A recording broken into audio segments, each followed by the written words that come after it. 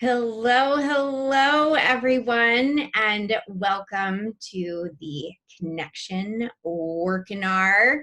I'm so happy to welcome you here today. Thank you for connecting with me, with yourself, and really being open to what wants to come in, what wants to come next, what is already there for you that's just waiting for you to cast together, to bring together, which of course is an aspect of the etymology of the word connection. And if you have been with me the past few weeks over the course of these webinars, these workinars, these workshops, you know how much I love words. So we will be diving into some etymology as well as some definitions. But to kick us off, my favorite aspect of these workshops, well, one of the many favorite aspects, is to know where you are in the world. Please pop it into the chat where you're joining from. I am here. It's a beautiful day in Connecticut in the northeast of the United States. We had a cold snap earlier this week, and today it is really just glorious. A beautiful sun, shiny day, mild weather. Hello, Amanda. Welcome from Baltimore. I bet you have a nice day down there as well. And it was just such a delight today to experience this mild weather. Hello, Jan, gorgeous in Findlay, Ohio. I'm so glad to hear that. Of course, we can find beauty even in those days that, you know, might not have the most quote unquote glorious weather, but it can certainly help boost the mood when we have some sunshine and some moderate temperatures. And of course, for me, I'm, you know, where I am, we're moving into the winter season. So I'm definitely soaking up this delightful weather. And I do feel called to say, and please continue to share where you are so I can get a sense of geographically where you are. It helps us all connect with one another, which is such an important aspect, not only the topic of our webinar today, but just in general in life. Connecting with others helps us sometimes connect even more deeply with ourselves.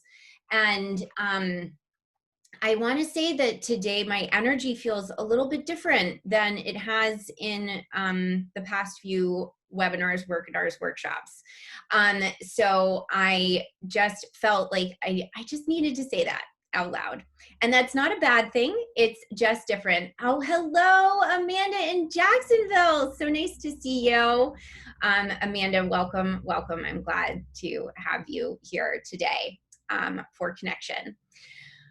Okay, so particularly because I feel that my energy is a little different than it has been in the past with these events, I would love to have everyone just join me in closing our eyes and just taking 3 breaths in. And I will guide us through these 3 breaths, but of course you are welcome to do them at your own pace. And I recommend taking the breath in through the nose and out through the nose and constricting sort of the back of your throat, the neck muscles, so that as you're inhaling and exhaling, you're making the sound of the ocean. I actually had a dream about the ocean last night, about sleeping with my windows open near the ocean. And the sound of the ocean is very calming to our systems and very accessible to do. So it's called Ujjayi breath. So let's breathe. Oh, my light just went out. Let's breathe in through the nose, constricting the back of the throat. And exhaling again out through the nose. Feeling that sort of hushing sound, feeling it and hearing it. And then again, inhaling through the nose, filling the belly, filling the lungs. And exhaling, initiating that constriction in the back of the throat. And then one last inhale and exhale at your own pace.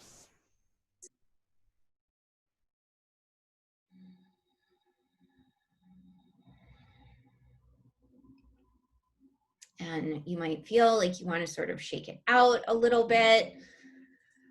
An immediate way to connect through the breath to your essence, to your body, to your truth. And I know for me personally, I tend to hold my breath when I feel any sort of anxiety or even excitement. Anxiety and excitement are really in the same spectrum in our experience.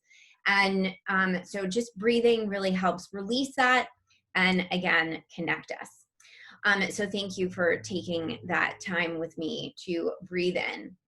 So a big part of what I want to talk about today centers around this concept of intuition.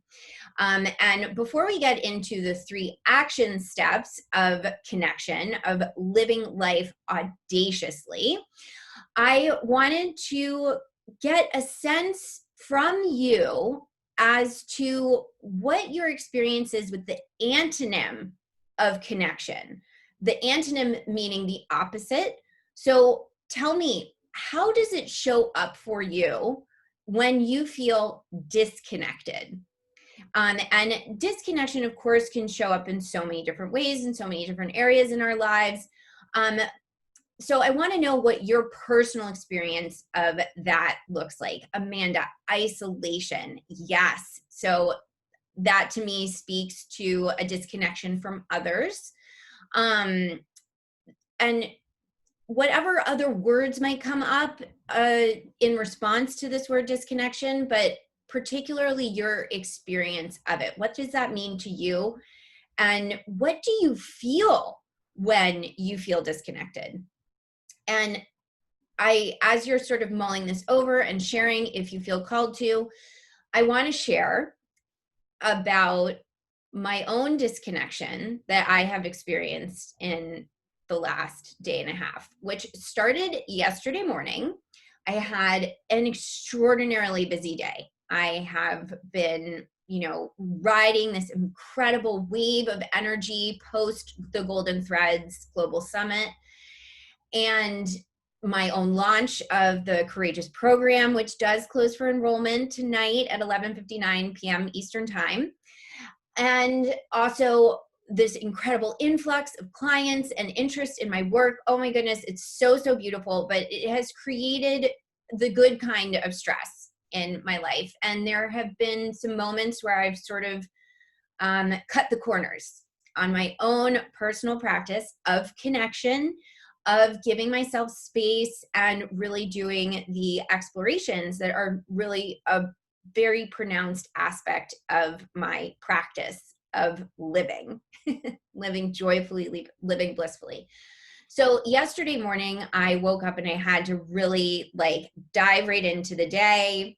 And I was managing getting my daughter to school, getting my day up and running, and not having the typical support that I normally do. My husband was away, our childcare was unavailable. So it was all on me. And I was like, all right, I'm doing this. It's all me, right? A little bit of ego in there, a little too much ego. And I sort of was arranging everything, and I got to my husband's bedside table, and he had left a few glasses and cups on his bedside table, and I needed to get some laundry done, and I had my journal, and I had my water bottle, and I had my phone, and I was like, and I'm going to grab these cups and bring them to the kitchen.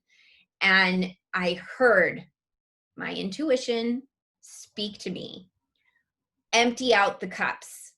Don't carry them full, and don't stack them that way and carry them.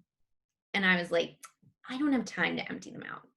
I don't have time to take the extra 10 steps to and from the bathroom. I'm just going to go directly to the kitchen with these armloads of items, with also a feeling of resentment towards the fact that someone else hadn't taken care of these items, that it was all on me. I was going to take care of them. So of course I arrive in the kitchen with my daughter preparing her own lunch for school. And I go to put the glasses down first while I'm also trying to hold all these other things, my journal, my water bottle, my phone, and the laundry basket. And of course, the glass falls to the counter and shatters.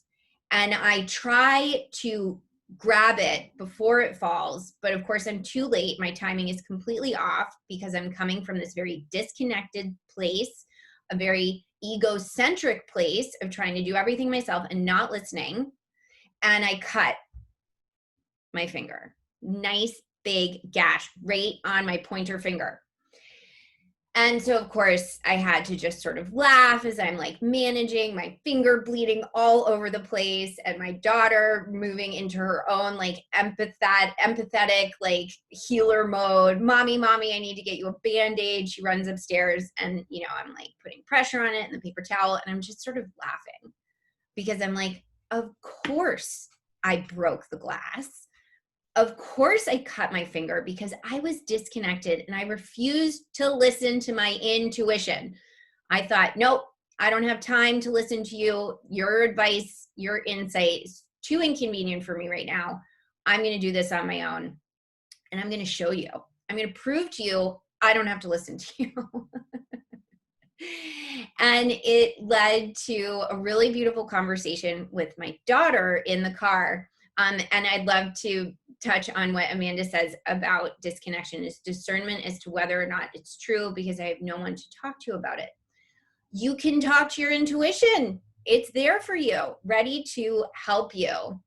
And yes, thank you. I'm so glad to hear you say that. And so my daughter and I got in the car, and I had another lesson in listening to intuition, because 2 days before I had heard my guides, my intuition, I hear them speak to me. Bring your keys inside, because I have, we have the battery operated key. And that was too inconvenient. If I bring my keys inside, I might forget them the next time I need to take the car. I'd rather just leave them in the car. And so yesterday morning, it was very cold, got in the car, finger bandaged, late for school. Car doesn't start because 2 days before I didn't bring the keys inside. They were freezing cold. So I brought them in. I got the hairdryer on them, got the car started. And on the way to school, I said, Belle, I need to talk to you about intuition. And so, of course, she's 6. What does intuition mean? I said, intuition is like your inner mommy who wants the best for you, who knows everything, who sees everything, who can anticipate what's going to happen and wants to give you insight and guidance as to what to do. And mommy didn't listen to her inner mommy today, and she cut her finger and the car didn't start, and now we're late for school. And so it just was this really beautiful moment of not only my own lessons for me, but to be able to share them with her. And of course, to say, like, I'm not just your mommy, but you inherited your intuition from me. Your intuition it passes down through the maternal line.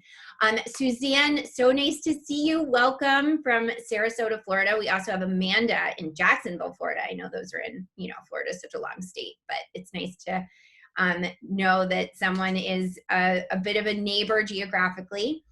And so it was just really a privilege to share that with her, to expose her to this concept of intuition, this very subtle voice that is inside of all of us that is so easy to ignore. So I'd love to know, when was the last time you did not listen to your intuition? What happened that made you recognize that maybe you hadn't paid attention to the messages that you were receiving? Sort of what were the circumstances and what was your response to it? Because it can happen so frequently that when we don't listen, when we experience this disconnection, that we can then recognize it retroactively and we feel guilty. We feel a little ashamed, and maybe that we've hurt ourselves, we've hurt other people. And personally, when I experience this disconnection, I can recognize it because likely I have hurt myself. Some sort of injury, or I have damaged something like a car.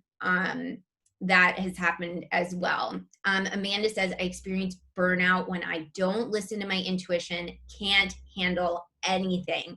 Yes, absolutely. I mean, the system just can't handle it because it's probably tried so hard to get through to you, to connect with you, that then it's like, ugh, I've tried so hard, and then I couldn't get through, and all this energy was wasted. And then there's probably some sort of aspect on the other side of that, that the body's just like, I can't handle this anymore. The brain can't handle it anymore. And it leads to burnout. And that can be so, so difficult to handle. And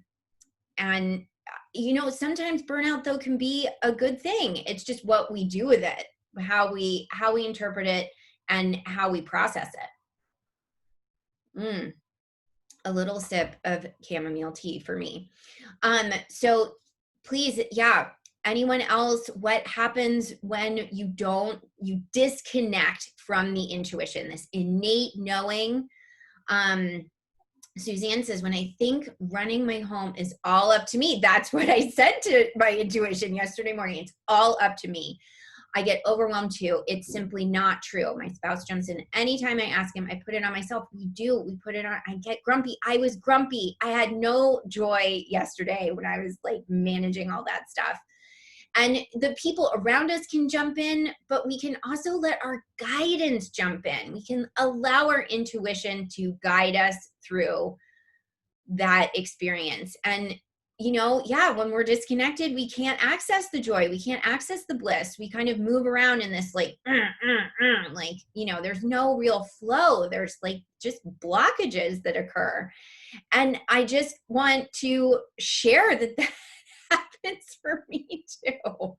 It's rare now, but it happens. And it also happens for me when I'm tired, when I'm physically tired, overwrought, overwhelmed, and not in connection with what I'm actually feeling. I'm in denial of it because it's inconvenient. Something really, really important about that word, inconvenient. Amanda says, telling my family and others information my intuition says not to, but it's word vomit. And it has to come out. Sometimes it has to come out. I understand. I get upset with myself for not keeping what I was gifted to know with others. It can be very difficult. We want to share our gifts. We want to share our gifts with those that we love, that, care about us on many levels. They're not always ready to receive our gifts, and that can be very difficult. But it can also really help move us in a different direction of finding people to share our gifts with who do appreciate them, who do need them, and who are ready to receive them. So I would love to dive into the etymology of connection. And as we move away from our associations with disconnection, I would love to know what your associations are with connection, which of course is our main topic today. So what does connection mean to you? What is the result of connection in your life? I know we talked a little bit about joy and bliss and flow, ease with connection, but connection comes from the Latin root of cum, which is together, or to me also with. If you look at the Romance languages, for instance, Spanish and Portuguese, cum and con are with, or together, and then nectere, which is to tie or bind. And that, I've talked a lot about this concept of emotional alchemy, and the alchemization is the sort of foundational principle of the work that I do, of this bringing together of your whole awareness, your consciousness, your unconsciousness, and really bringing everything, all aspects of you back online in a new way, so that your unconscious mind, your shadow, isn't running the show anymore. You're getting everything, all aspects working together, casting them together, tying them together, binding them together, unifying them, connecting you to yourself, so that you can then really shine that beautiful golden light out into the world. So connection to me, again, that joy, that bliss, that flow, ease, Amanda says, I feel contentment and fulfillment when connected with myself and others. And others feel that too. When you are fully connected to yourself, you can feel confidence, you can feel calm, you can feel at peace, and then that radiates outwards. Suzanne says, being in the flow means there is grace and ease to manifest. Oh yes, absolutely. All of a sudden life is just clicking and synchronicity abounds. Oh my goodness, Suzanne, that is so, so beautiful. Yes, I mean, synchronicities cannot get through to us if we aren't connected. And that connection starts with our connection to ourselves. And sometimes it can help to connect to others to like bring us back to ourselves. But the primary practice, the principal practice, is that connection to self, which isn't always easy because there are aspects of ourselves that we don't want to be connected to. And that is shadow integration. When you integrate the shadow, you self-actualize and you can potentiate. You move from sort of mired in potential to an active approach to potentiation, which again, foundational aspect of my work in the world and what I help people attain. And so, yeah, I wanted to say too, this moment when I downloaded and tuned into this Workinar today, and I was given this word connection, and I think maybe even this week there was this sense of the disconnection because of all the stress and the excitement and maybe not as much sleep as I normally get, not as much rest, that I was like, well, who am I to talk about connection right now? I'm sort of struggling. And what we teach, we are also learning. And in teaching it, we can learn it that much more on a whole new level. So I think it's so funny, the comment, the sort of common phrase of those who can't do, teach. And I sort of flip that on its head, that those who are doing should be the ones teaching. The ones who are going through it, who are walking the walk, those are the teachers that we hopefully really resonate with because they're in it with us. So I'm in it all the way. All right. I'd love to move into our 3 action steps unless anyone else wants to talk, share about connection, other associations with connection. I also think of like electricity, like current moving through wire with connection, that connectivity, and even like fiber optics, to think of something on the more material plane, that when you're sort of plugged in, when you're tuned in, that the messages and the information can just move at such a rapid pace, which I think is also what Suzanne was sort of touching on, that synchronicity can just abound and things can just click so easily. So beautiful. All right, so let's move into these action steps, because I know we like to have, well, I like to deliver practical application of these sort of spiritual principles, really bring it down into what do we do? We can know these things, we can understand these things, we can think these things sound lovely and very nice, but what do we do? So the 3 action steps. Number 1, listen. It's not always easy to listen. I talked about that in the beginning. I got my talking to because I didn't listen. But I think of listening, you know, we might feel an aversion to listening because we think that's not active enough. But I'd love to introduce this idea of active listening, of not just hearing, which we can do, but acting on it, showing that we're listening. And I've been watching The Crown season 4, and the scene that stood out to me as I was preparing today was Margaret Thatcher and her husband are on their way to Balmoral Castle in Scotland to visit the Queen and her family.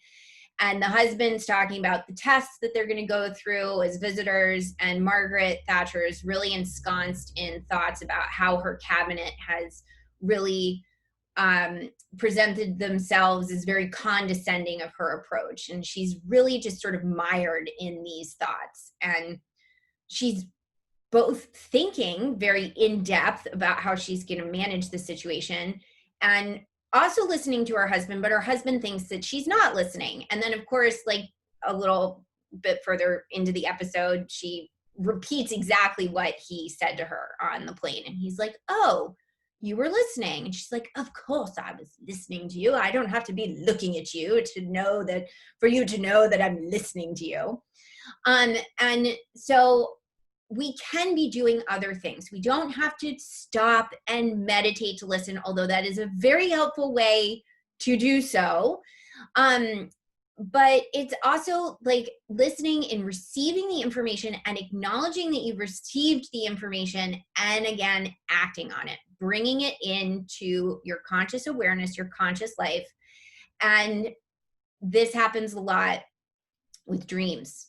Your guidance loves to speak to you through dreams because your conscious mind has taken a back seat in your sleep, and your unconscious mind can get through to you. And of course, it speaks in symbols, and sometimes it's very confusing, and we don't know always what it means right off the bat. But if you can take the information that you receive in the dream and sort of say, "I'm listening." So for instance, if you eat an apple in a dream, you wake up and you eat an apple. And that connects the unconscious mind and the conscious mind, and shows the unconscious mind that your conscious mind is ready to really get on board and connect, bring them together. So listen, we can take that as, again, a very sort of passive stop, meditate, listen, hear, ask the question and wait for the response, explore the response, but also take action on the response. Show that you are listening. Amanda is responding to my metaphor about the wire. When one person knows and shares, it's like the child's game telephone, as long as everyone keeps the story straight. Oral history from ancestors. It can be very difficult for oral history to get passed down, but yes, love that concept of the telephone. And you know, the message can evolve too as it passes through the various people, the ears, the mouths, and the awarenesses. So action step number 2, action, you know, to follow up from listening and active listening, is attune. So you might really just need to sort of, again, bring all of your system, all of your awareness online. And when I heard the word attune, it was kind of the concept of like old school radios where you have to like adjust the dial. And when we're disconnected, it's like 2 different frequencies going at once. And it's very confusing and it's overwhelming. And I think a lot of that disconnection comes from when there's something inconvenient that you're being presented with, information and messages, and you need to like tune the dials to one another. And I think that's really when you do need to just stop and say that there's too much chatter going on. I'm going to take a breath. I'm going to settle into my body. I'm going to be the radio frequency myself. I'm going to be the antenna, and I'm going to get these 2 channels online with each other. I'm going to connect them through me, through my breath, through my conscious awareness, and with my intention to really tune in to maybe what my conscious mind needs, my ego needs, but also what I'm being called to do and what wants to come through me. So again, if there's any sense of like inconvenience, it's sort of like, all right, I'm just going to take a minute. Or if you really can't take that minute, really truly can't, at least acknowledging that you can't take the minute, but that you are listening, you are tuning in, and you will do so more consciously at another moment when you really can. So listen, attune, and then number 3, I really love, because again, a lot of the work I do is very somatically based. It's about bringing the emotions, the thoughts, the feelings, all those things up in our head that can cause anxiety and depression and disconnection down into the body. So number 3 is feel the yes embrace the no. And when that last part came through, embrace the no, of course it came through as N-O, but then my guides added in K-N-O-W. And I just thought that was really funny because, you know, they're very humorous up there in, you know, the spirit realm. And humor is, I think like sometimes with spirituality, people can get very serious. And of course, there's serious aspects in all aspects of life. But humor can really raise the vibration, especially as we are getting to know ourselves, uncovering aspects of ourselves that might be a little sticky, a little stinky, a little dark. Shedding some lightness, some humor on it can really assist us in the exploration and the excavation. So I love words. I love double entendres. I love homonyms. I love synonyms, antonyms. I love all of them. So feel the yes and embrace the no. So feeling the yes to me is when your body responds in a way that it's I've had someone in my audience once call it truth tingles, where you can just feel the truth. You can feel the yes in your physical body, which helps when you are listening and you're tuned in, you are attuned.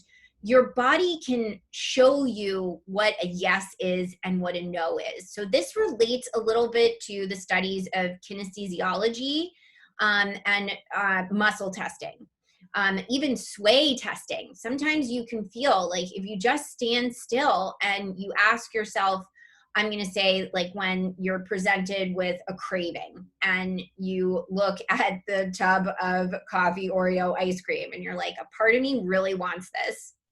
And you can just sort of stand still and ask yourself, will this really benefit me to eat a few bites of this coffee Oreo ice cream or whatever might be tempting you?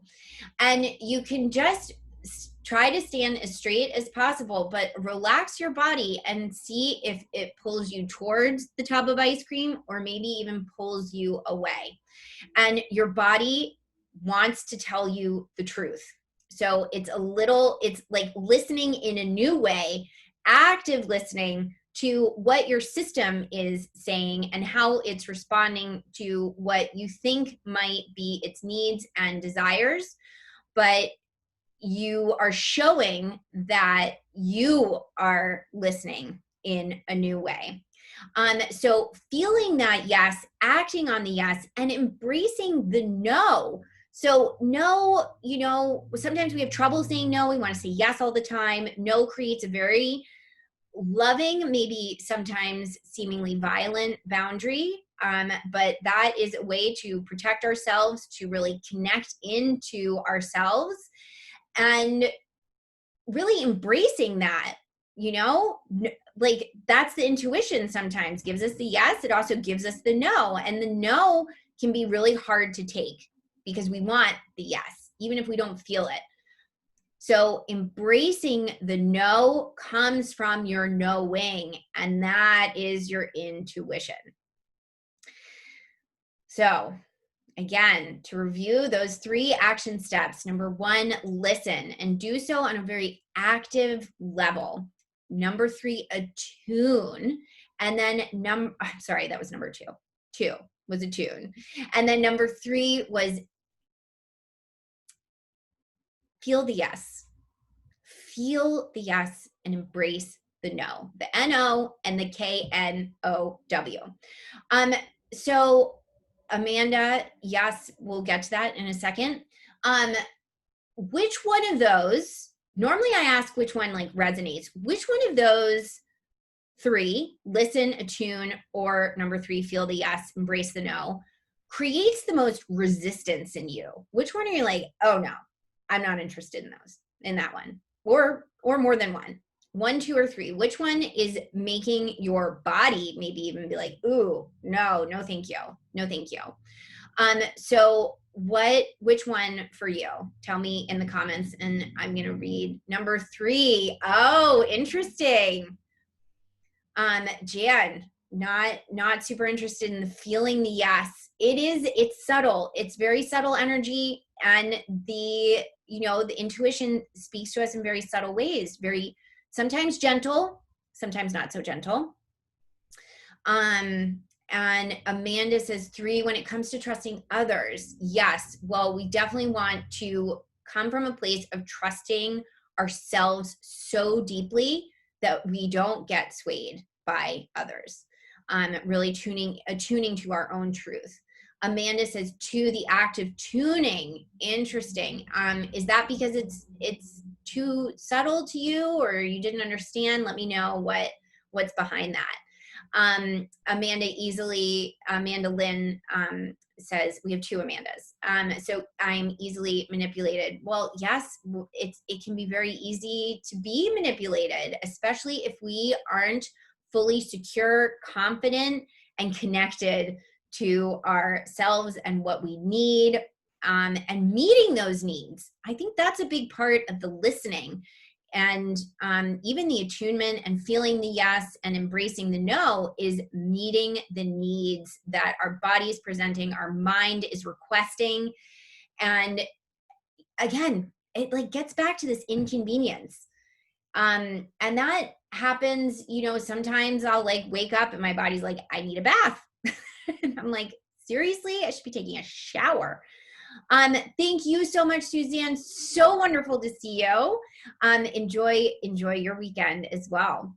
Thank you for joining us. So yes, I mean, these things are not always easy. They are not always easy, but we can become more accustomed to them so that they happen more naturally, they happen more instantaneously, and then they remain there. They become something that's very accessible, to which we can connect on a very immediate basis. Very immediate basis. But it takes a lot of commitment to doing that, at least initially.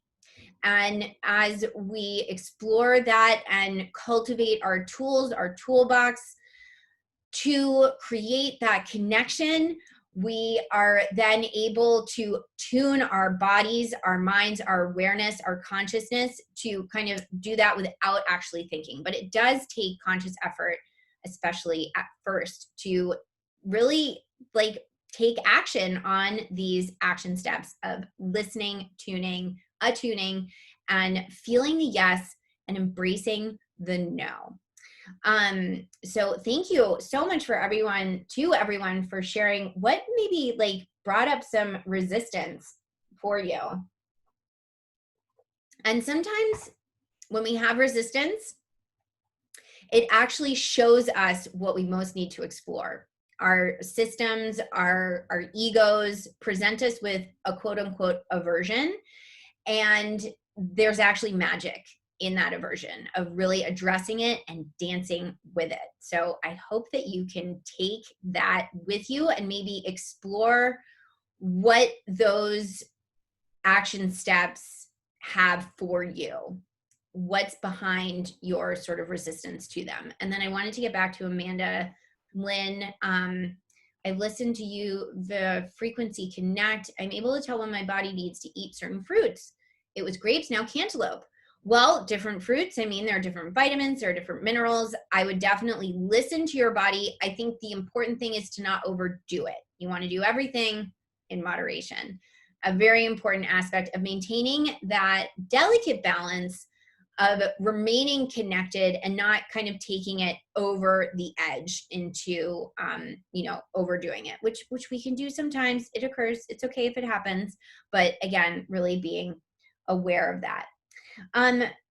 So I wanted to say and share this, which I don't typically talk about a lot, but as an aspect of my own spiritual awakening, which I, of course, love to assist my clients and students with, I look at connecting with the self as a very spiritual practice. And in the midst of my own awakening, I was presented with this connection to a collective energy, which I look at as a group of communicative energies that love to give me messages. And these messages often arrive as I'm in the hypnopompic state of sleep. So coming out of sleep into waking consciousness. It's a very potent time as we move from our, our conscious mind starts to come back online from that deep REM sleep. I dream almost every night, pretty much every night. And I get these messages arrive like in that space, and they come as blocks of thought, words, messages. And this morning there was one that arrived that I wanted to share with all of you that came through. Sometimes it's just like, boom, here it is. And this morning, various circumstances occurred. There was some disrupted sleep, and this message kept coming through. It like wouldn't leave me alone. And I love too that it came through as a rhyme. So I would like to share this very brief message with you from the kite. You can now cease to cower at your own innate power. You can now cease to cower at your own innate power. It is time to connect with that innate power, to cease your fear of it and where it will lead you. This innate power, this intuition, this is your inner mommy, as I explained to my daughter. This is what comes to you, through you, for you, that we have been taught to sort of deny and repress. We can't explain it. We can't quantify it. It can't be scientifically proven. It's very mysterious. We should get rid of it. You can't get rid of it. And it has so many gifts for you and wants to share so many things with you. And that power is within you. And so it is time to cease cowering from that power. You can now cease to cower at your own innate power. I plan to take those words with me throughout the day. It's almost like a little bit of a rap. It has a beautiful rhythm to it, and I hope that it can assist you as you move forward in your own connection, whether these 3 action steps resonated with you, that you feel that you can use them or not. I hope that they at least start you on a path of really diving into what connection means for you and what it can bring into your life, what it can deliver into the lives of the people around you. I think that we have sort of a programming to just disconnect from ourselves and fill the space in with things. And of course we need things there. It's lovely to have luxuries and things around us, but it's really something that is within you. It's that innate power, and you no longer need to cower from it. You can harness it. You can live with absolute audacity. And I love the word audacity.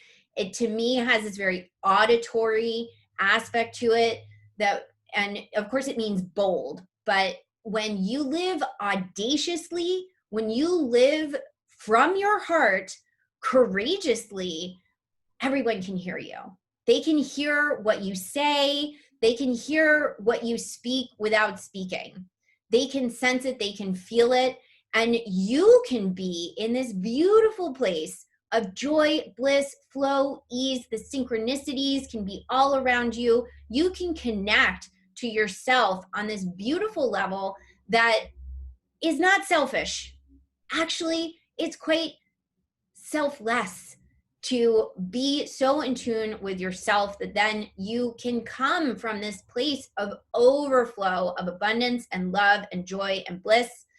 And again, just share that with the world. Just love yourself so much that you can love everyone around you, and your love for yourself spills out. There are no others. If you love yourself, you can love everyone in this beautiful way that then they can love themselves even more. If we all loved ourselves so profoundly, so compassionately, so audaciously, we would have world peace. There would be no need for war. We would recognize that nothing is anyone else's fault, that we can find everything that we need within ourselves and bring that to everyone around us. Whew. So I am feeling that we have arrived at the end of this Workinar, and to say that my program Courageous closes for enrollment this evening at 11:59 p.m. Eastern Time. We will be exploring these foundational aspects of connecting to yourself and delivering yourself to the world in a really beautiful, joyful, blissful way. I've gone over the sales page in the past, not going to do that today, but I encourage you to explore that at www.hgrantstyle.com/courageous/. That is the website. You can find that also linked in the comments of this video. And I just want to say, everyone, thank you so, so much for participating today. I so enjoy these Workinars.